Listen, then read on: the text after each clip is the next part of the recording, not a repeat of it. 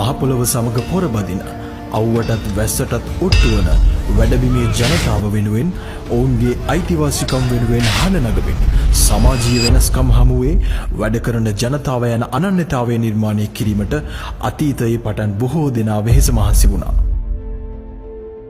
ඇමරිකාවේ චිකාගෝහිදී පැය 8ක සේවා මුරයක් ඉල්ලා කම්කරුවන් ආරම්භ කළ වර්ජනයට පොලිසිය විසින් වෙඩි තබා කම්කරුවන් ඝාතනය කර එම වර්ජනය මෙහෙය වූ නායකින් සිව් දෙනෙකු එල්ලා මැරීම නිසා කම්කරු දජය රතුවර්ණය ලෙස නම් කරමින් වර්ෂ 1889 දී ජාත්‍යන්තර කම්කරු සංවිධානයේ පැරිස් සමුළුවේදී ලෝක කම්කරු දිනය ලෙස නම් කිරීම සිදු විය.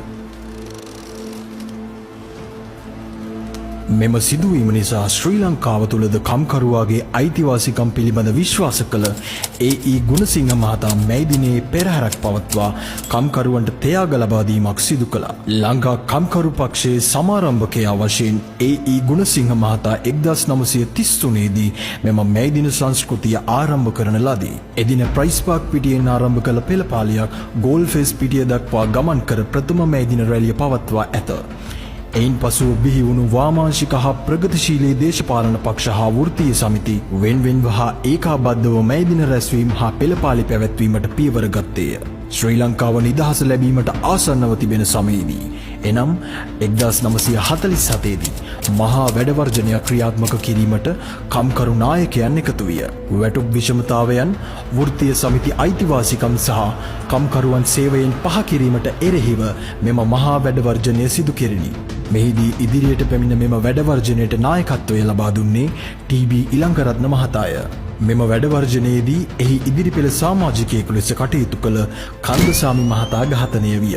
බණ්ඩාරනායක මැතිතුමාගේ නායකත්වයෙන් පිහිටුවන ලද ශ්‍රී ලංකා නිදහස් පක්ෂයේ ප්‍රමුඛව මහජන එක්සත් පෙරමුණ තුළ ප්‍රථම කම්කරු අමාත්‍යවරයා බවට පත් වූ ටී.බී. ඉලංගරත්න මහතා කම්කරු නායකයෙක් වශයෙන් කම්කරුවන්ගේ දුක හොඳින් හඳුනාගෙන තිබීම නිසා ඒ වෙනුවෙන් කම්කරු දිනය රජයේ නිවාඩු දිනයක් බවට පත් කර ගැනීමට 1956 දී සමත් වුණා. ඒ අනුව සේවක අර්ථ සාධක මුදල බිහි කිරීම, කම්කරු ආරවුල් පනත ක්‍රියාත්මක කිරීම යන ආදී වශයෙන් වැඩ කරන ජනතාවගේ සැබෑ අවශ්‍යතාවයන් ඉටු කර ගැනීමට මූලිකත්වය ලබා දුන්නා.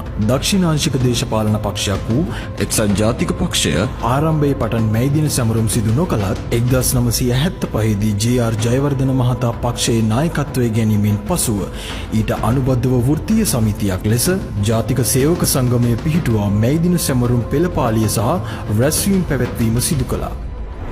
ශ්‍රී ලංකාව තුළ එතෙක් මෙතෙක් බිහි වූ කම්කරුවා පිළිබඳවත් පොළවේ ජනතාවගේ අනන්‍යතාවයන් පිළිබඳවත් හඳුනාගත් නායකත්වයක් වන්නේ මහින්ද රාජපක්ෂ මැතිතුමාය. 2018 දී පක්ෂයක් ලෙස ශ්‍රී ලංකාවේ ඓතිහාසික මැයි දින සැමරුම කොළඹ ගෝල්ෆේස් පිටියේදී පැවැත්වීම ඉතිහාසගත වුණේ එබැවිනි.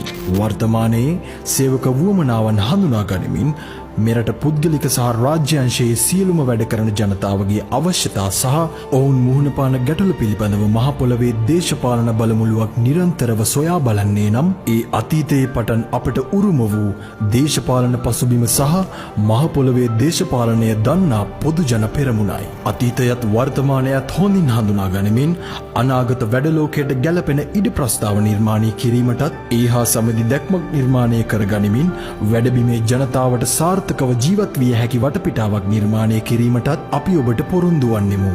ඔබ සියලු දෙනාට ජයග්‍රාහී කම්කරු දිනයක් වේවා.